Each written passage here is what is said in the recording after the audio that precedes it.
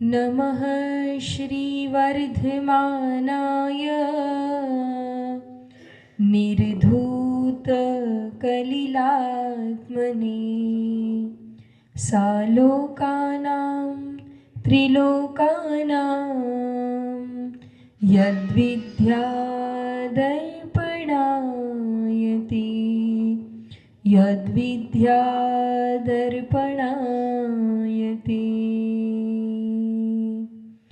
अनंतो मुख से गुरुवर के गुणों को गा नहीं सकते। जहाँ गुरुदेव पहुँचे हैं वहाँ हम जा नहीं सकते। कि खुश हो दिल गुरु ने हाथ अपना रख दिया जिस पे, हजारों गर्दिशों में भी वो ठोकर खा नहीं सकते। बोलिए देवाधिदेव गजरान श्री महावीर भगवान की, श्री शांतिनाथ भगवान की, परम पूज्य मुनिकुंजर ज्येष्ठाचार्य श्री आदि सागर आचार्य महावीर कीर्ति आचार्य विमल सागर जी, युग श्रेष्ठ तपस्वी सम्राट आचार्य श्री सन्मति सागर जी महाराज की, परम पूज्य चर्या चक्रवर्ती मम दिव्य शक्ति गुरु श्रेष्ठ आचार्य भगवान श्री सुनील सागर जी महाराज की, बोली परम पूज्य गणाचार्य श्री विराग सागर जी महाराज की, परम पूज्य आरिकामा 105 सुदृढ़मती माता जी की।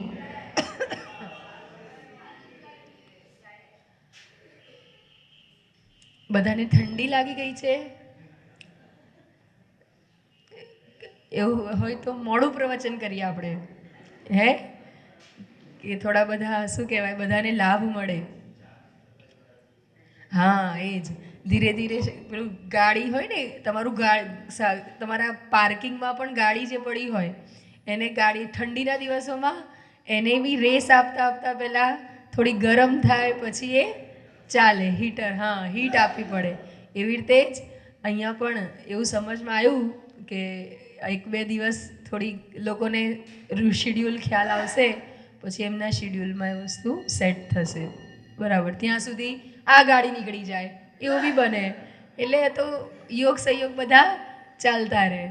पर ठीक है, बहुत सुंदर बात है. सभी लोग जितने आए हैं उनका परम सौभाग्य है ना.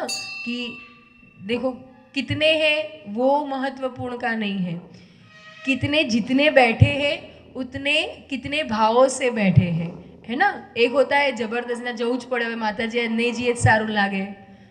कोई इस भावना से आता है, कोई क्या आता है नहीं नहीं लाभ लेना है, कोई इसलिए वो गए हैं तो हमें भी जाना पड़ेगा, कोई इस भावना से आता है. हम किस भावनाओं से जिनेंद्र भगवान के दर्शन करने आते हैं. प्रतिदिन दर्शन करते हैं, लेकिन वो जो दर्शन का फल है, उनके दर्शन से जो प्राप्त होना चाहिए, क्या वो अभी तक हमने प्राप्त किया कि नहीं, वो भी एक विचारने का अवसर है. दर्शन विधि अगर अपन वहाँ से अगर प्रारंभ करें कि कैसे करने चाहिए भगवान के दर्शन, हम क्या करते हैं, किस रूप से करने चाहिए, दर्शन से क्या लाभ होता है. कई बार बच्चे प्रश्न पूछते कि क्या मतलब ज़रूरी, आजकल तो सब कुछ मोबाइल टीवी सब जगह से सब जगह के दर्शन हो सकते हैं, तो जिनालय ही क्यों जाना चाहिए, मंदिर जाकर ही दर्शन क्यों, उसकी क्या महत्वता है. तो वो सब समाधान हम बच्चों को या आने वाली पीढ़ी को या जो लोग दर्शन करने नहीं आते हैं उनके भीतर कैसे महिमा जगा सकते हैं, है ना. तो एक तो सबसे महत्वपूर्ण बात होती है कि अगर परिवार के मुख्य रूप से संस्कार रहेंगे कि भाई उठते ही पहले आप लोग नहा धोकर मंदिर दर्शन करके ही फिर आगे का दिन शुरुआत करना है, तो बच्चे वो देख के सीखते हैं कि भाई हमारे इस परिवार के वो एक रूढ़ी है, कहो परिवार का एक नियम है, पद्धति है. और या तो फिर विशेष रूप से किसी को महिमा जगा के अपन उसे दर्शन के लिए प्रेरित करें, तो वो एक होता है. लेकिन उससे पहले हमें तो अपना पता होना चाहिए ना कि हम दर्शन करने जा रहे हैं, तो वो दर्शन विधि एक्चुअली में जो होना चाहिए वही हो रही है या उसके पीछे के कारण क्या है. देखो जिन शासन, ये बहुत बहुत ही अद्भुत एक वैज्ञानिक दृष्टिकोण, बहुत प्रैक्टिकल और बहुत लॉजिकल है. उसके हर क्रिया कहो, उसके हर भाव के प्रति कुछ ना कुछ एक रहस्य, कुछ ना कुछ एक इंटेंशन, कुछ ना कुछ एक हित की भावना लगी होती है। या तो भगवान महावीर ने दो चीज का उद्देश्य रखकर कोई भी बात कही, एक चीज त्याग और एक कहा है नियम। क्या कहा है? त्याग और नियम। नियम होता है जो हमें अवश्य रूप से पालन करना होता है, और त्याग मतलब कुछ ना कुछ छोड़ने होता है, ठीक है? तो नियम जो करने योग्य होता है और त्याग यानी जो नहीं करने योग्य होता है। तो जो कुछ भगवान महावीर ने, इतना अगर अपन श्रद्धान भी दृढ़ कर ले कि भगवान महावीर ने हमारे लिए, क्योंकि हम उनके शासन काल में है ना, वरना तो 24 तीर्थंकरों की दिव्य ध्वनि में, मतलब जिनवाणी में जो हमारे लिए करने के लिए कहा है, मतलब नियम के रूप में। नियम के रूप में क्या क्या आता है? शटावश्यक का पालन, है ना भाई, रात्रि भोजन नहीं करना, मतलब दिवस में ही भोजन करने का नियम।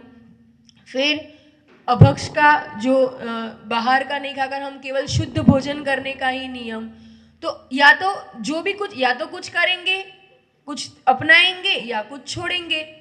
तो इतना अगर हम श्रद्धान बना ले भगवान महावीर की वाणी पर कि जो उन्होंने करने के लिए कहा है ना, वो अगर हम करते हैं तो वो हमारे लिए हितकारी है, और जो नहीं करने को कहा है वो अगर नहीं करेंगे, उसका त्याग करेंगे, तो वो भी हमारे लिए हितकारी है। इतना अगर श्रद्धान भी बैठ गया तो निश्चित रूप से हमारा ये मनुष्य पर्याय, जिस कुल में हमें जन्म मिला है, जैन कुल में, वो सार्थक हो जाएगा। करने के लिए कहा है, क्या क्या करने को कहा है? एक श्रावक को क्या क्या करने को कहा है? शटावश्यक कौन कौन से होते हैं? शटावश्यक देव दर्शन, गुरुपास्ति, हाँ गुरु पूजा, स्वाध्याय, संयम, तप और दान, है ना सबसे मुख्य। हाँ नहीं, है ना, दान में त्याग ही होता है, लेकिन त्याग एक अलग बात होती है। दान अपन क्या बोलते हैं, ये पर्युषण पर्व में जो 10 लक्षण धर्म कहे हैं, तो उसमें अलग अलग रूप से उसका है ना, त्याग, तप अलग है, त्याग अलग है।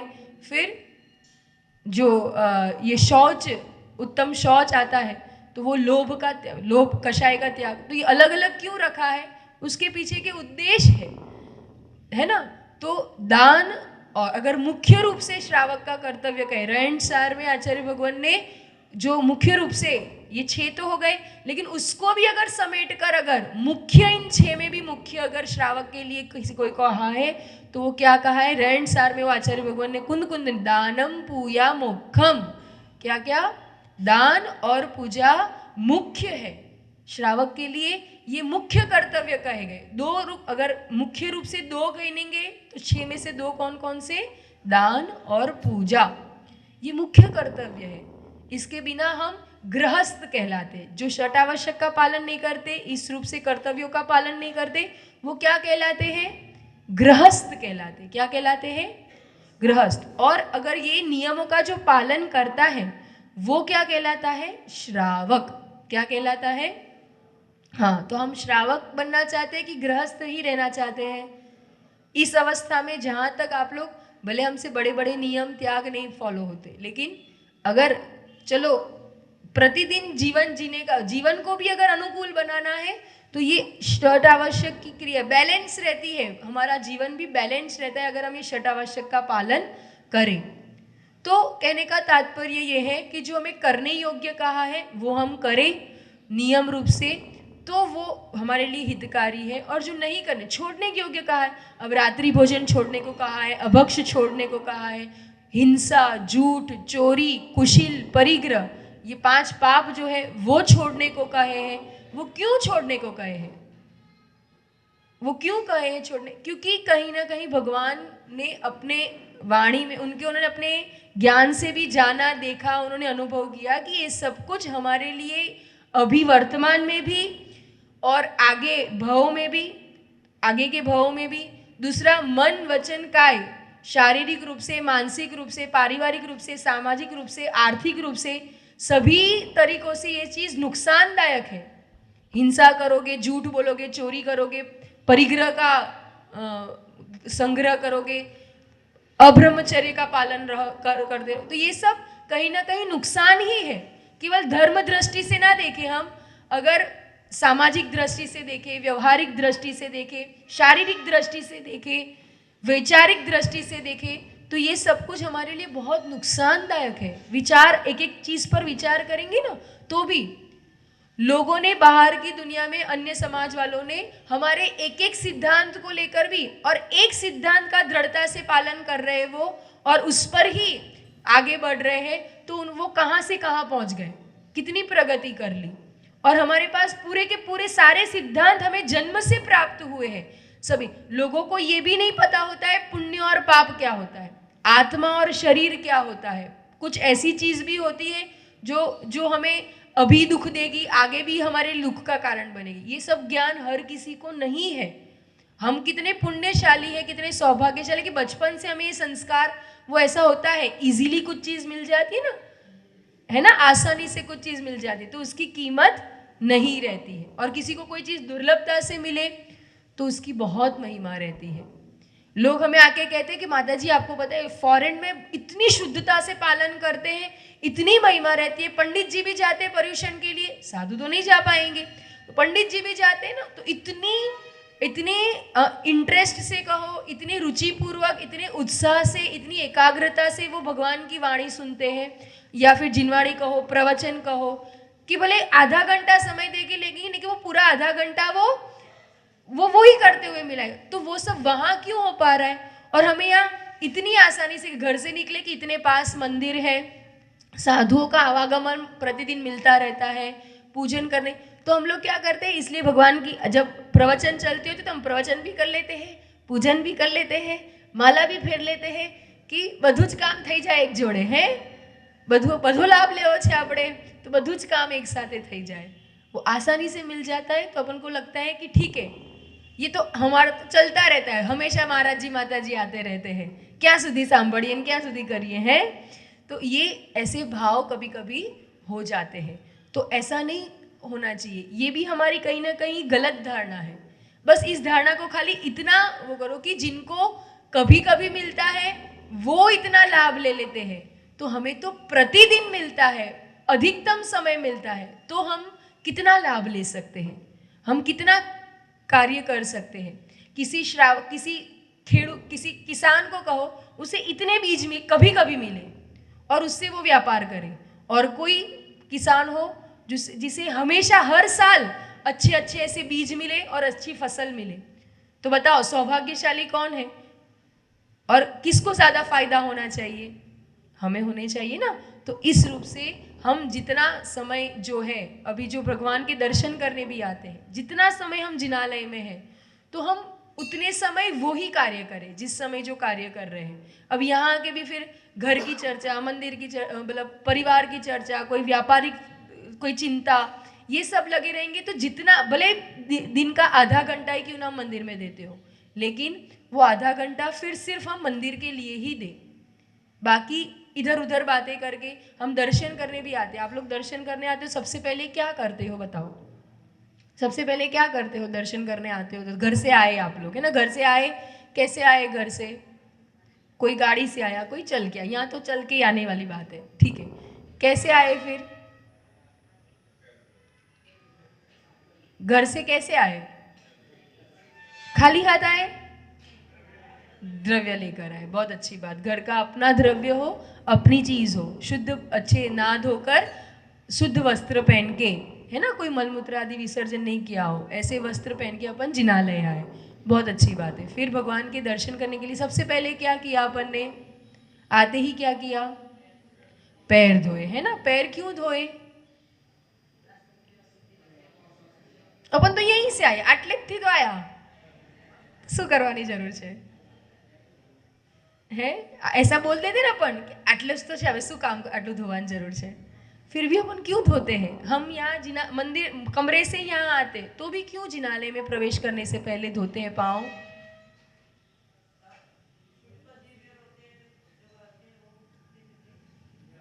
हाँ वो तो है, मार्ग का शोधन की कहीं कदाचित कुछ अशुद्धता या गंदगी का स्पर्श हो गया हो, धूल मिट्टी लग गई हो, तो जिनालय में मन ऐसा कहा जाता है, ये जिनालय किसका प्रतीक है, समोशरण का प्रतीक है।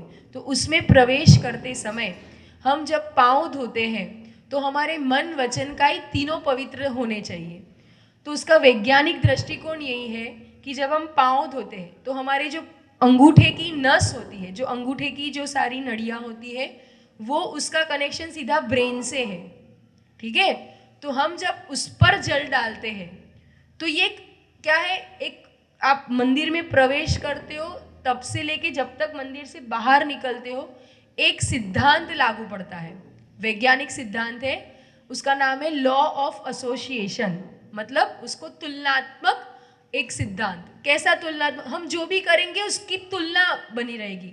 हम अगर घर से यहाँ से फिर बाहर भी चले जाएंगे तो उसका तुलनात्मक एक अपन को विचार उसके बने रहेंगे, इसलिए लॉ ऑफ एसोसिएशन। तो जब हम अंदर प्रवेश करते हैं तो एक स्थापना रूप से कि भाई अब हम जिनालय में एक संकल्प होता है ना कि हम जिनालय के लिए प्रवेश करें। घर से भी निकलते हैं तो क्या संकल्प करके निकलते हैं कि हम जिनालय जा रहे हैं। क्या कर रहे हैं? पर પછી વચ્ચે કોઈ મળી જાય, પછી કોઈને કોણું સૂતક લાગ્યું, કોણ જતું રહ્યું, કોણ જન્મી ગયું, આજે શું બનાવવાનું છે, કોણ આવવાનું છે, થોડી એ ચર્ચા થઈ જાય, કારણ કે એક જ સોસાયટી એક જ સમાજના લોકો રહે ને એટલે એવું તો બધું ચાલતું રહે। पर ऐसा नहीं होना चाहिए। जब हम जिनालय के लिए निकले हैं तो पहले अगर ये भी देखो, ये भी एक संबंध है, व्यवहार है, गलत नहीं है, आपस में मिल रहे तो वो प्रेम सौहार्द बना रहना चाहिए। लेकिन कब? जब मंदिर से जा रहे हैं ना तब। क्यों? उसका कारण बताते कि आप मंदिर से क्या घर से क्या संकल्प करके निकले, हम जिनालय जा रहे हैं, तो आपका पुण्य का अकाउंट वहां से चालू हो गया। वो जो मीटर है ना वो वहां से चालू हो गया। आपने संकल्प कर लिया कि मैं जिनालय जा रहा हूं। अब आप बीच में रुक गए, बात करने लग गए या कुछ और करने लग गए, शाक भाजी, कोई इतने महान लोग होते हैं, काम पते बच्चे लहरी वाળો મળી જાય તો શાક भी लेता जाइए हमें तो, है ने, પછી બહાર મૂકી દેવાનું। ये ऐसा तो सुनो क्या कहना चाहते हैं कि जिनालय का संकल्प करके निकले हैं तो पहले जिनालय ही आओ। जिनालय आए तो जिनालय आते समय और बीच में कुछ भी नहीं, ना बोलो भी, ना कोई किसी से मिलो, कुछ नहीं, सीधा जिनालय आओ। क्यों? क्योंकि हम संकल्प करके निकले कि हम जिनालय जा रहे हैं। तो आपका पुण्य का जो मीटर है वो चालू हो गया। अब पुण्य जहाँ पुण्य पुण्य पुण्य पुण्य चल रहा था, बीच में किसने उसमें अंतराय, विघ्न या कहो पाप का आश्रय करना चालू कर दिया। क्योंकि आप किसी की बात करोगे, कोई संसार की बात करोगे, गृहस्थ की बात करोगे तो पाप समरम समारम आरंभ की बात होगी। स्वाभाविक बात है कि नहीं, है ना, उसी की बात होगी। तो वो पुण्य में कटौती किसने कर ली? वो पुण्य चल रहा था, पुण्य आपके पास आ रहा था और उसी में आपने ये सब बीच में ये सब करके किसने कटौती कर दी? हमने ही अज्ञानतावश कर ली। तो ऐसा नहीं करना। जब हम जिनालय के लिए निकले हैं सबसे पहले कहाँ जाएंगे? जिनालय। ऐसा साधुओं के पास भी जाते समय ये करो। ऐसा कितने महान लोग होते, देखो फर्क कितना है विचारों में और बोलने में। एक चीज बोलने से और करने से कि तुरंत वही चीज पाप में परिवर्तित हो जाती है, वही चीज पुण्य में परिवर्तित हो जाती है। कैसे? देखो, जैसे हम लोग अभी अहमदाबाद में थे, बराबर, લગનની सीजन ચાલે છે બરાબર। હવે લગનની सीजन ચાલે છે, ત્યાં આપણે મંદિરમાં બેઠા છે, ત્યાં આપણે અહીંથી નીકળ્યા અને શું વિચારીને નીકળ્યા? ક્યાં જવું છે? લગ્નમાં જવું છે, है ने।